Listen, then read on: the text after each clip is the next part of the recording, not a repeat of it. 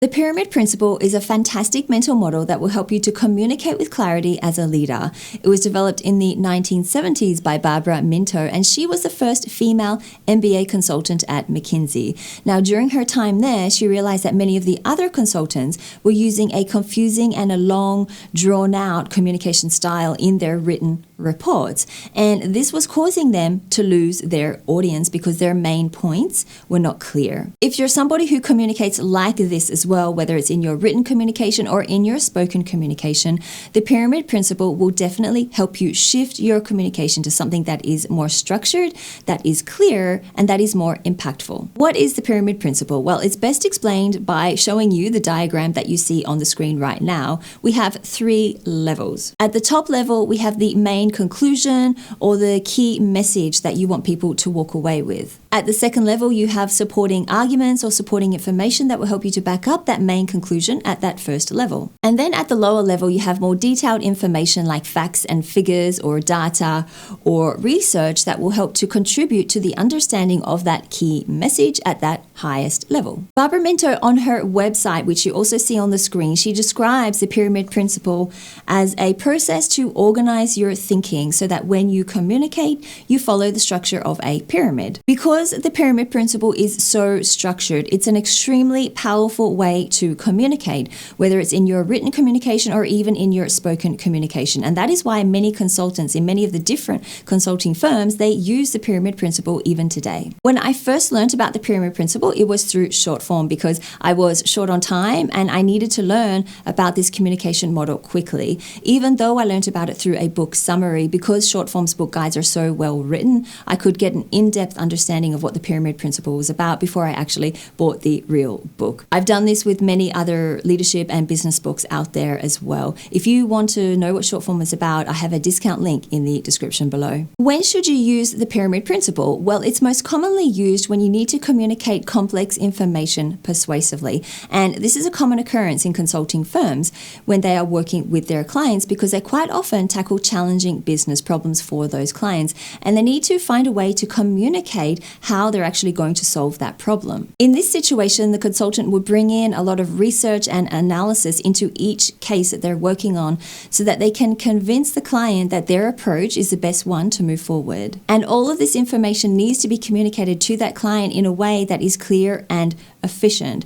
Basically, in a way that client can quickly grasp the key points of that message or the key points of that presentation. And this leads us to why the pyramid principle is so helpful. And that is because it's an extremely efficient and easy structure to use and to remember and to communicate complex information to time-poor listeners like executives. Executives and C-suite leaders, they are busy. They don't have time to listen to long drawn-out presentations or to read lengthy reports trying to work out what the key point or the main conclusion is. They need their information as quickly as possible. And the beauty of the pyramid principle is that it does reveal that most important information that the executive wants to know about. It reveals that information quickly. So as you saw in the diagram, the very first thing that you talk about when you're using the pyramid principle communication structure is you talk about the main conclusion or the key message. This is the very first thing that the listener hears or the very first thing that the reader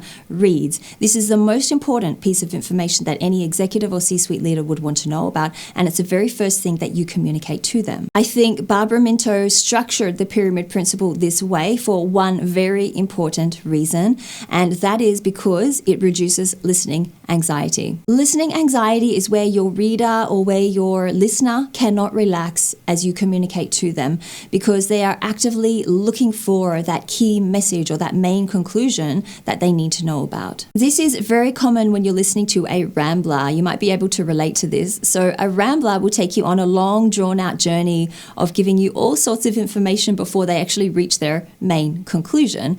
And as a listener, this can be really stressful because you are constantly on the lookout. As that person speaks, you're constantly on the lookout for that main piece of information that you want to know about. So you're trying to remember everything that they say in order to understand and clearly identify what that key message is. Whereas if you use the pyramid principle, the listener can relax because you give them the exact information that they want first.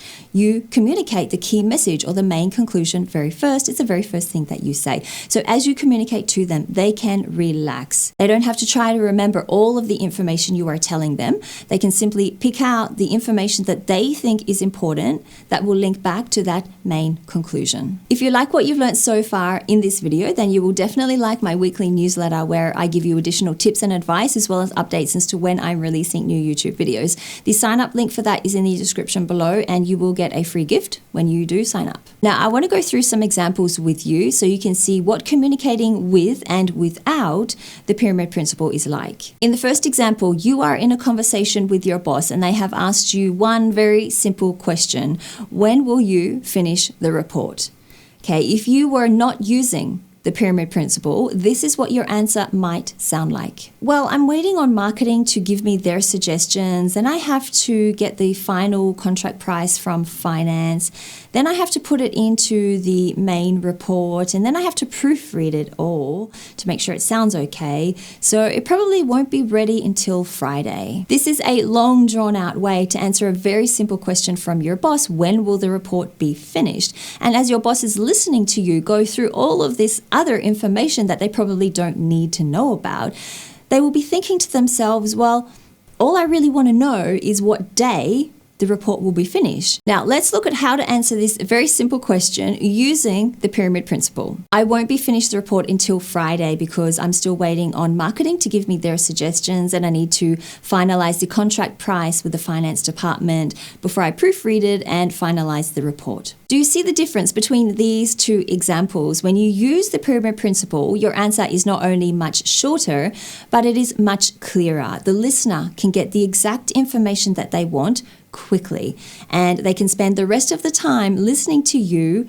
relaxing, getting the other supporting information and picking out what information they think is important for them to remember. Let's look at a second example. Now, this example is a bit more complex. You are giving a presentation to the C-suite leaders inside your accounting firm, and you're presenting a possible new business idea or a new service line that you think the accounting firm should offer to clients. Now, not using the pyramid principle, this is how you would approach your presentation. I've been doing some research into our competitors, and I've realized that competitor X is now offering services in international taxation. And because of this, they've managed to steal 10 clients from our firm because those clients, they need help with their international taxation matters.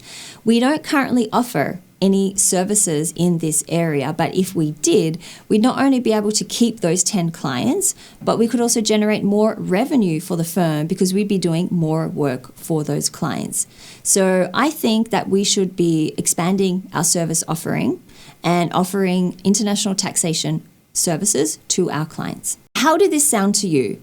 It probably sounded long or drawn out, and it was probably difficult for you to pick out what that key message was, what the main conclusion is. If you are presenting to C-suite leaders like this or to senior leaders like this, they would probably start to lose patience with you. They might even interrupt you midway through you communicating to them. They might even interrupt you and say to you, can you just tell us what the main point is of what you are talking about? Now, let's look at how clear this becomes when you start to use the structure of the pyramid principle. You would share the key message or the main strategy first. For example, I believe that creating a new service offering for our clients to help them with their international taxation and accounting needs will allow us to tap into a very lucrative market and enable us to bring in $1 to $3 million in additional revenue for the firm. So that is the main point. That is the main strategy that you want to communicate.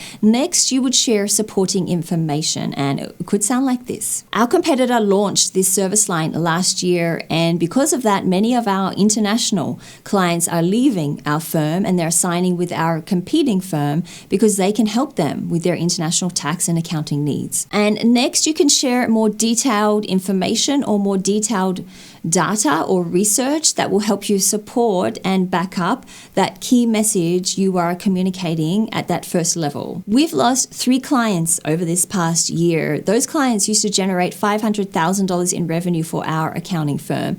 Now, we have lost those clients. They have gone to our competitor, and our competitor is now generating $1.5 million in revenue because they've not only taken over the work that we used to do with those clients, but on top of that, they're also helping them with their international tax and accounting needs as well. So in this example, you are talking facts and numbers and figures, and this kind of thing is really going to talk to the C-suite leaders and to help convince them and persuade them that you actually need to offer international tax and accounting services. So I hope from this video you have got a good understanding as to what the pyramid principle is about, and you can see through the examples that I've shared how helpful it is in your communication, in making your communication clear and helping you to convey complex information in a persuasive way. If you want to learn more about the pyramid principle, don't forget you can check it out on short form. The link for that is in the description below. And thank you so much for watching this video. I will see you again next week.